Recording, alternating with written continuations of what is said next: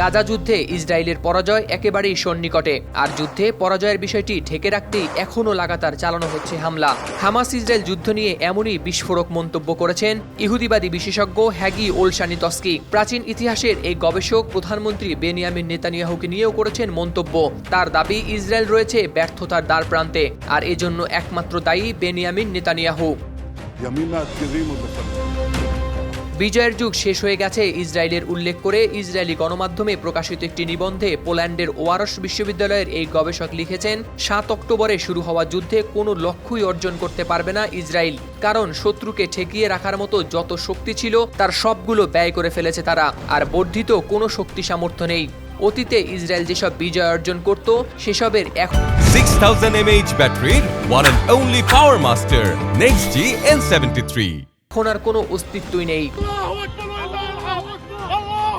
তিনি লিখেছেন, ৭ অক্টোবরের ঘটনার পর ইসরায়েলি হামলায় যত ফিলিস্তিনি নিহত হয়েছে তা দক্ষিণ আফ্রিকায় ৩০ বছরের বর্ণবাদী শাসনে নিহত কৃষ্ণকায় নাগরিকদের সংখ্যার চেয়েও বেশি।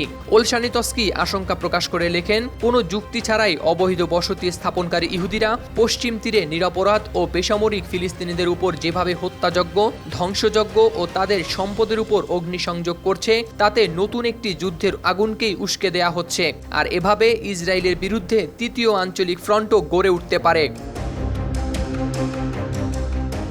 ইসরায়েলের এই বিশেষজ্ঞ আরও লিখেছেন, ইসরায়েলকে রক্ষায় একটি ক্ষুদ্র সম্ভাবনা রয়েছে নেতানিয়াহুর সামনে, আর সেটি হলো গাজায় যুদ্ধের আগুন থামানো। সবকিছুতেই ইসরায়েলের চূড়ান্ত পরাজয় ঘটে যাওয়ার আগে উচিত ফিলিস্তিনিদের স্বাধীনতা দেয়া। এই সুযোগ ইসরায়েলের হাতছাড়া করা উচিত নয়। অন্যদিকে ইসরায়েলি প্রধানমন্ত্রী বেনিয়ামিন নেতানিয়াহু বিচার বিভাগ সহ ইসরায়েলের সরকারি প্রতিষ্ঠানগুলোকে দুর্বল করার চেষ্টা চালাচ্ছেন, যাতে কারাগারে যেতে না হয় তাকে। আসলে ক্ষমতালোভী নেতানিয়াহু ক্ষমতা হারানোর ভয়েই গাজা যুদ্ধের ইতি টানছে না।